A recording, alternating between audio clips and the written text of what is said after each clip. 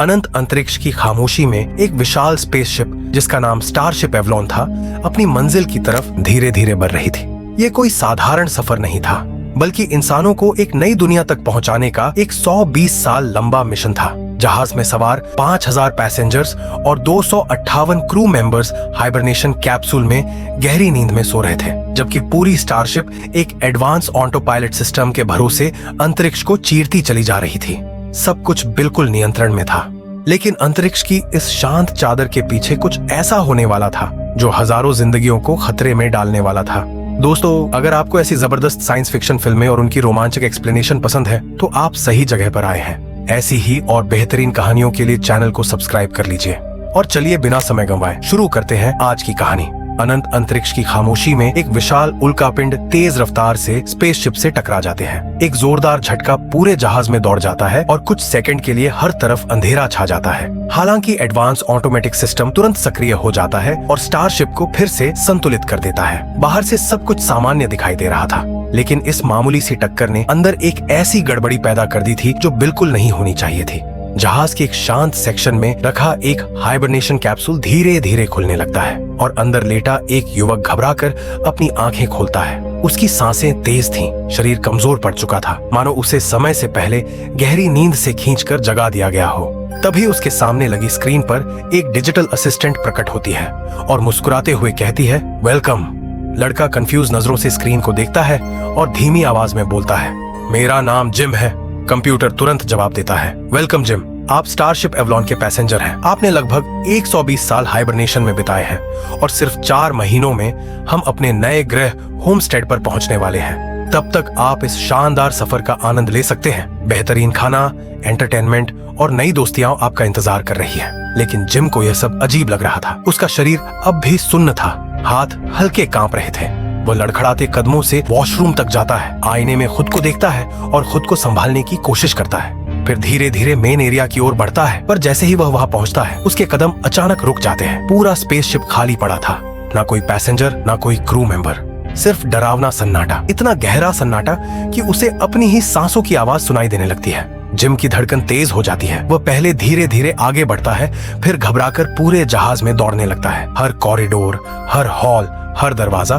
सब सुनसान। घबराहट में वह कंट्रोल रूम की ओर भागता है, जहां क्रू मेंबर्स अपने कैप्सूल में सो रहे थे। वह दरवाजा खोलने की कोशिश करता है, लेकिन स्क्रीन पर चमकता है, एक्सेस डिनाइड। दरवाजा लॉक था। खिड़की से झांककर वह देखता है कैप्टन और पूरा क्रू गहरी नींद में था। इसका मतलब जहाज में कोई बड़ी खराबी नहीं थी। फिर वह अकेला क्यों जाग गया? बेचैन जिम इधर उधर भटकते हुए एक वर्चुअल रूम में पहुंचता है, जहां कंप्यूटर की आवाज गूंजती है। तारामंडल अनुभव में आपका स्वागत है, आप क्या देखना चाहेंगे? जिम घबराकर पूछता है, क्या मैं अकेला जागा हुआ हूँ? लेकिन कंप्यूटर इस सवाल को अनसुना कर देता है। वह तुरंत दूसरा सवाल करता है, हम अभी कहाँ हैं? स्क्रीन पर जवाब उभरता है, हम अभी भी सफर में हैं और अपनी मंजिल तक पहुँचने में लगभग 90 साल बाकी है। यह सुनते ही जिम के पैरों तले जमीन खिसक जाती है। वह हकलाते हुए पूछता है, हम पृथ्वी से कब निकले थे? जवाब आता है, लगभग 30 साल पहले। अब सच्चाई धीरे धीरे उसके सामने साफ होने लगती है। कंप्यूटर को इस तरह प्रोग्राम किया गया था कि जब भी कोई पैसेंजर जागे उसे एक 120 साल वाली जानकारी दी जाए, क्योंकि सभी को एक साथ उठना था। लेकिन जिम समय से पूरे 90 साल पहले जाग चुका था। वह पूरी तरह अकेला था। घबराकर जिम पृथ्वी पर मैसेज भेजने का फैसला करता है। वह रिकॉर्ड करता है, मेरे स्लीपिंग कैप्सूल में खराबी आ गई है, मैं 90 साल पहले जाग गया हूँ, मुझे मदद चाहिए। मैसेज भेज दिया जाता है, लेकिन अगला ही पल उसकी बची हुई उम्मीद भी तोड़ देता है। इस संदेश को पृथ्वी तक पहुँचने में 19 साल लगेंगे और जवाब आने में कम से कम 55 साल। जिम की आंखों में डर साफ झलकने लगता है। 90 साल इस सुनसान जहाज में बिल्कुल अकेले। भटकते भटकते वह जहाज के एक बार में पहुंचता है, जहां उसे एक बार टेंडर दिखाई देता है। एक पल के लिए उसके दिल में उम्मीद जागती है, लेकिन पास जाकर पता चलता है वह एक रोबोट है। जिम उससे पूछता है, होमस्टेड पहुंचने में कितना वक्त है? रोबोट शांत स्वर में जवाब देता है, 90 साल। पैसेंजर्स कब जागेंगे? मंजिल से 4 महीने पहले। जिम कांपती आवाज में कहता है, अगर अभी 90 साल बाकी है तो मैं यहाँ कैसे हूँ? रोबोट कुछ पल चुप रहता है, फिर कहता है, आप यहाँ नहीं होने चाहिए थे, आपको अभी सो रहा होना चाहिए था। यह सुनते ही जिम के भीतर का डर और गहरा हो जाता है। एक इंजीनियर होने के कारण वह टेक्निकल रूम में जाकर अपने कैप्सूल की खराबी समझने की कोशिश करता है और फिर उम्मीद के साथ दोबारा उसमें लेट जाता है, शायद वह फिर से सो जाए। लेकिन अचानक कैप्सूल बंद होने लगता है और जिम उसमें फंस जाता है। घबराकर वह पूरी ताकत से धक्का देता है और किसी तरह बाहर निकल आता है। अगर कुछ सेकंड और हो जाते तो दम घुटने से उसकी मौत तय थी। अब सच्चाई और भी भयानक थी। ना वह वापस सो सकता था, ना किसी को जगा सकता था। शाम होते होते टूटा हुआ जिम फिर बार में पहुंचता है, विस्की का गिलास उठाता है और धीमी आवाज में कहता है, कोई तो तरीका होगा जिससे मैं फिर सो सकूं। रोबोट बिना भावनाओं के जवाब देता है, आप वहाँ नहीं हैं जहाँ आपको होना चाहिए, इसलिए बेहतर है कि जो है उसे स्वीकार करना सीखें। जिम चुप हो जाता है। धीरे धीरे वह जहाज के सबसे लग्जरी सूट में रहने लगता है, खुद को समझाने की कोशिश करता है कि अब यही उसकी दुनिया है। दिन बीतते जाते हैं, दाढ़ी और बाल बढ़ते जाते हैं, लेकिन अकेलापन हर दिन और भारी होता जाता है। लाख कोशिशों के बाद भी उसे कुछ सही महसूस नहीं होता। आखिर एक दिन टूटकर वह उस विशाल हॉल में पहुंचता है जहां हजारों लोग अपने कैप्सूल में गहरी नींद में सो रहे थे। चारों तरफ फैली खामोशी उसके अंदर तक उतर जाती है और उसी पल उसे एहसास होता है वह इस तरह अकेले पूरी जिंदगी नहीं जी सकता। निराशा में डूबा जिम एक खतरनाक फैसला कर लेता है। वह बिना स्पेस सूट पहने जहाज से बाहर निकलकर अपनी जिंदगी खत्म करने का मन बना लेता है। वह मेन डोर तक पहुंचता है, कांपता हुआ हाथ स्विच की ओर बढ़ता है, लेकिन आखिरी पल में उसकी हिम्मत जवाब दे देती है। हार मानकर जिम वापस अंदर की ओर मुड़ जाता है। तभी उसका पैर फर्श पर पड़ी एक शराब की बोतल से टकराता है और वह जोर से गिर पड़ता है। दर्द से कराहते हुए जैसे ही वह उठकर खड़ा होता है, उसकी नजर सामने रखे एक स्लीपिंग चैम्बर पर पड़ती है और वह ठिठक जाता है। उस पारदर्शी कैप्सूल के अंदर एक लड़की गहरी नींद में सो रही थी। शांत चेहरा, धीमी सांसें, मानो इस खामोश जहाज में वही एक चीज थी जो अब भी जीवित लग रही थी। जिम धीरे धीरे उसके पास जाता है और स्क्रीन पर उसकी जानकारी पढ़ता है। उसका नाम अरोड़ा था। उस पर लंबे समय बाद जिम को अपने दिल में एक अजीब सी गर्माहट महसूस होती है, क्योंकि अब उसे लगने लगा था कि शायद वह पूरी तरह अकेला नहीं है। अगली सुबह जिम कॉफी और नाश्ता लेकर फिर उसी कैप्सूल के पास आ बैठता है। वह सोई हुई अरोड़ा से बातें करने लगता है, अपनी तन्हाई, अपने डर और इस अंतहीन सफर के बारे में। उसे खुद भी समझ नहीं आ रहा था कि वह ऐसा क्यों कर रहा है, लेकिन यह खामोश लड़की अब उसके खाली जीवन का हिस्सा बन चुकी थी। धीरे धीरे उसके मन में एक खतरनाक ख्याल जन्म लेने लगता है। क्या वह अरोड़ा को जगा दे? वह जानता था कि ऐसा करना गलत होगा, क्योंकि इसका मतलब था उसकी पूरी जिंदगी उसे छीन लेना। लेकिन दूसरी तरफ यह अकेलापन उसे अंदर ही अंदर खत्म कर रहा था। वह यह बात बारटेंडर रोबोट से भी कहता है, मुझे वो पसंद है, मैं उसे जगाना चाहता हूँ। रोबोट हमेशा की तरह शांत रहता है, ना उसे रोकता है और ना ही कोई सलाह देता है। दिन हफ्तों में और हफ्ते महीनों में बदल जाते हैं। जिम हर रोज अरोड़ा के कैप्सूल के पास आता, बैठता और बिना जवाब वाली बातें करता। उसका दिल और दिमाग लगातार लड़ रहे थे, क्या सही है और क्या गलत। लेकिन एक दिन अकेलापन जीत जाता है। कांपते हाथों के साथ जिम आखिर फैसला कर लेता है। वह सिस्टम खोलता है, कुछ कमांड बदलता है और अरोड़ा के हाइबरनेशन पॉड में जानबूझकर खराबी पैदा कर देता है। मशीन बीप करने लगती है और धीरे धीरे कैप्सूल खुल जाता है। अरोड़ा जागने ही वाली थी, लेकिन जिम वहां रुक नहीं पाता। अपराधबोध से भरा हुआ वह चुपचाप वहां से चला जाता है। कुछ देर बाद अरोड़ा की आंखें खुलती है। वह घबराकर इधर उधर देखने लगती है। सुनसान जहाज, अनजान जगह और कोई भी जागा हुआ इंसान नहीं। वह आवाज लगाती है, क्या यहाँ कोई है? तभी जिम उसके सामने आता है, जैसे अभी अभी जागा हो। अरोड़ा हड़बड़ाकर पूछती है, आप पैसेंजर हैं या क्रू मेंबर? जिम खुद को संभालते हुए कहता है, पैसेंजर, मेरा नाम जिम है। अरोड़ा की आवाज कांप रही थी। यहाँ क्या हो रहा है? बाकी सब लोग सो क्यों रहे हैं? जिम झूठ छुपाते हुए कहता है, मेरे साथ भी यही हुआ था। मैं भी समझ नहीं पाया कि मैं क्यों जाग गया। लेकिन जब उसे पता चलता है कि मंजिल तक पहुँचने में अभी 89 साल बाकी है, तो उसके चेहरे से खून उतर जाता है। तुम कब से जागे हुए हो? वह पूछती है। जिम धीमे से जवाब देता है, 1 साल और 3 हफ्ते। ये सुनते ही अरोड़ा घबराकर अपने कैप्सूल की तरफ दौड़ती है। वह दोबारा सो जाना चाहती थी, इस डरावनी सच्चाई से दूर भागना चाहती थी, लेकिन जिम उसे रोककर समझाता है, अब वापस सोना मुमकिन नहीं। इसके लिए खास मेडिकल प्रक्रिया चाहिए जो सिर्फ पृथ्वी पर हुई थी। अरोड़ा टूटने लगती है। उसके सारे सपने, उसका भविष्य सब एक पल में बिखर चुका था।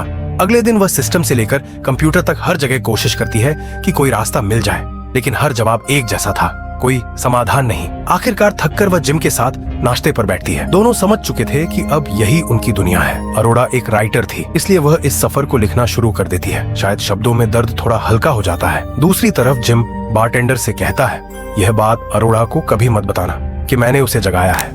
रोबोट हल्की मुस्कान के साथ जवाब देता है, मैं रोबोट जरूर हूँ, लेकिन एक जेंटलमैन भी। समय बीतने लगता है। वे हर दिन कोई नया तरीका ढूंढते हैं वापस सोने का, लेकिन हर कोशिश नाकाम रहती है। आखिर एक दिन अरोड़ा कहती है, शायद हमें अपनी किस्मत स्वीकार कर लेनी चाहिए। और यहीं से धीरे धीरे उनकी जिंदगी बदलने लगती है। अजनबीपन दोस्ती में बदलता है और दोस्ती प्यार में। वे साथ खाना खाते हैं, गेम्स खेलते हैं, डांस करते हैं और पहली बार यह सुनसान जहाज थोड़ा कम खाली लगने लगता है। अब जिम को एहसास होता है वह अरोड़ा से प्यार करने लगा है। एक दिन वह एक छोटी मशीन बनाकर उसे मैसेज भेजता है, क्या तुम मेरे साथ डिनर पर चलोगी?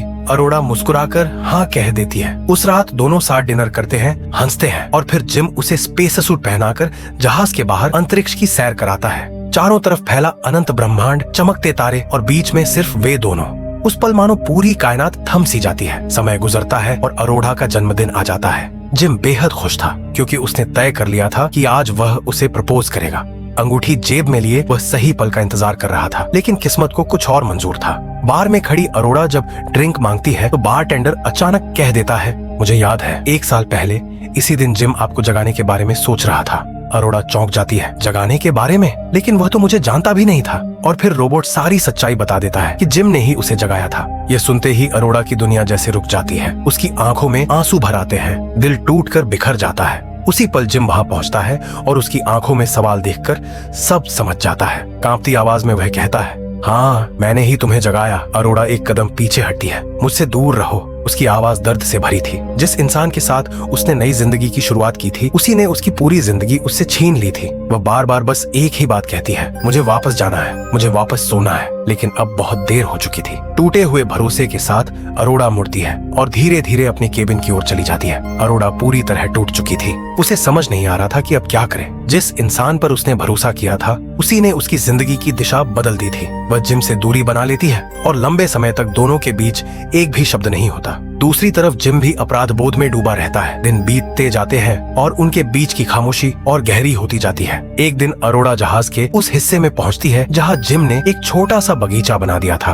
कुछ पेड़, छोटे छोटे पौधे, मानो इस ठंडे धातु के जहाज में उसने जिंदगी उगाने की कोशिश की हो। लेकिन अरोड़ा बिना कुछ कहे वहां से लौटने लगती है। तभी अचानक पीछे से एक गुस्से भरी आवाज गूंजती है, मेरे जहाज में ये पेड़ किसने लगाए? जिम और अरोड़ा चौंक कर आवाज की ओर भागते हैं और वहाँ एक आदमी को खड़ा देखते हैं। वह जहाज का कैप्टन था और उसका हाइबरनेशन पॉड भी खराब हो चुका था, जिसकी वजह से वह समय से पहले जाग गया था। स्थिति समझते ही कैप्टन तुरंत फैसला करता है कि वह खुद पूरे जहाज की जांच करेगा। उसकी आईडी से हर दरवाजा खुल सकता था, हर सिस्टम एक्सेस हो सकता था। जांच के दौरान सच्चाई सामने आती है, जिम और कैप्टन के पॉड तकनीकी खराबी से खुले थे, लेकिन अरोड़ा का पॉड जानबूझकर खोला गया था। कैप्टन सीधे जिम की ओर देखता है, क्या तुमने उसे जगाया? जिम बिना नजरें उठाए जवाब देता है, हाँ। कैप्टन गहरी सांस लेता है और सिस्टम को ठीक करने में लग जाता है, लेकिन लंबी नींद से अचानक जागने की वजह से उसका शरीर कमजोर पड़ चुका था। तभी अचानक जहाज की ग्रेविटी फेल हो जाती है और देखते ही देखते हर चीज हवा में तैरने लगती है। उसी वक्त अरोड़ा स्विमिंग पूल में होती है। पानी का विशाल गुबार हवा में उठ जाता है और वह उसके बीच फंस जाती है। सांस रुकने लगती है। वह बाहर निकलने की कोशिश करती है, लेकिन रास्ता नहीं मिलता। तभी अचानक ग्रेविटी वापस आ जाती है और पानी जोर से नीचे गिरता है। अरोड़ा किसी तरह बच जाती है, लेकिन अब खतरा साफ दिखाई दे रहा था। अगले दिन जांच में पता चलता है कि 2 साल पहले हुए एक टकराव ने जहाज के कई सिस्टम को अंदर ही अंदर नुकसान पहुंचाया था। खराबी अब तेजी से फैल रही थी और अगर इसे रोका नहीं गया तो मंजिल तक पहुंचने से पहले ही जहाज में मौजूद सभी 5000 लोग मारे जाएंगे। तभी कैप्टन की तबीयत बिगड़ने लगती है और वह बेहोश होकर गिर पड़ता है। जिम और अरोड़ा उसे तुरंत मेडिकल रूम में ले जाते हैं, जहां स्कैन के बाद कंप्यूटर बताता है उसके पास सिर्फ कुछ घंटे बचे हैं। मरने से पहले कैप्टन अपनी आईडी जिम को सौंप देता है और कहता है, अब यह जहाज तुम्हारे भरोसे है। जो भी खराबी है उसे ढूंढो और ठीक करो और एक दूसरे का ख्याल रखना। इतना कहकर वह हमेशा के लिए आंखें बंद कर लेता है। अब जिम और अरोड़ा समझ चुके थे जहाज में कुछ बहुत बड़ा गलत हो रहा है। वे तुरंत सिस्टम चेक करना शुरू करते हैं और देखते हैं कि जहाज का तापमान लगातार बढ़ रहा है। आगे जांच करने पर पता चलता है कि जहाज की बाहरी दीवार में एक छेद हो चुका है, जिससे अंदर भयानक गर्मी जमा हो रही थी। अगर उस गर्मी को बाहर नहीं निकाला गया तो पूरा जहाज कुछ ही समय में विस्फोट कर सकता था। एक ही रास्ता था, किसी को स्पेस में जाकर मैन्युअली बाहरी दरवाजा खोलना होगा। इस बीच जहाज के सिस्टम एक एक कर फेल होने लगते हैं, यहाँ तक कि बारटेंडर रोबोट भी खराब होकर चीजें तोड़ने लगता है। जिम उसकी बैटरी निकालकर उसे बंद कर देता है और फैसला करता है वह बाहर जाएगा।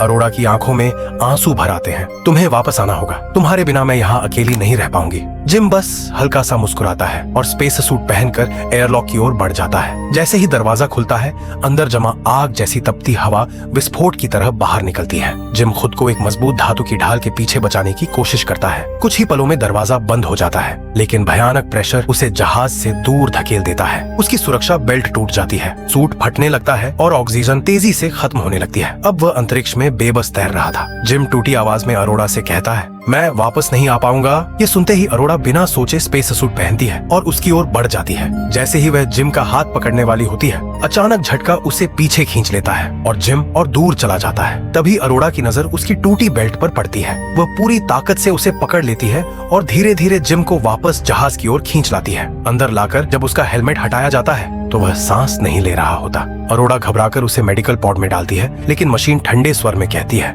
रोगी मृत है। कांपते हाथों से अरोड़ा कैप्टन की आईडी लगाती है और पूरे सिस्टम को एक साथ ट्रीटमेंट शुरू करने का आदेश देती है। कुछ पल जो सदियों जैसे लगते हैं और फिर अचानक जिम की सांस लौट आती है। अरोड़ा की आंखों से आंसू बह निकलते हैं। उस पल उसे एहसास होता है कि जब जिम अकेला था तब उसने कितना सहा होगा। वह उसे माफ कर देती है। समय बीतता है, जिम पूरी तरह ठीक हो जाता है। एक दिन वह अरोड़ा को एक मशीन दिखाता है। उसने ऐसा तरीका ढूंढ लिया था जिससे एक इंसान दोबारा हाइबरनेशन में जा सकता था। अगर तुम चाहो तो वापस सो सकती हो, जिम कहता है, लेकिन अरोड़ा मुस्कुराकर सिर हिला देती है। अब इसकी जरूरत नहीं, मेरी जिंदगी यही है। दोनों एक नई शुरुआत करते हैं। जिम उसे वही अंगूठी देता है जो वह उसके जन्मदिन पर देना चाहता था और अरोड़ा खुशी से उसे पहन लेती है। इसी जहाज पर वे अपनी छोटी सी दुनिया बना लेते हैं। अरोड़ा अपने पूरे सफर पर एक किताब लिखती है और धीरे धीरे 88 साल बीत जाते हैं। जब आखिरकार जहाज मंजिल पर पहुंचता है और बाकी क्रू जागते हैं तो वे हैरान रह जाते हैं। जहाज के अंदर पेड़ उग चुके थे, हरियाली फैल चुकी थी, मानो यहाँ किसी ने पूरी जिंदगी बिता दी हो। उन्हें अरोड़ा की किताब मिलती है जिसमें लिखा था, जब आप सब सो रहे थे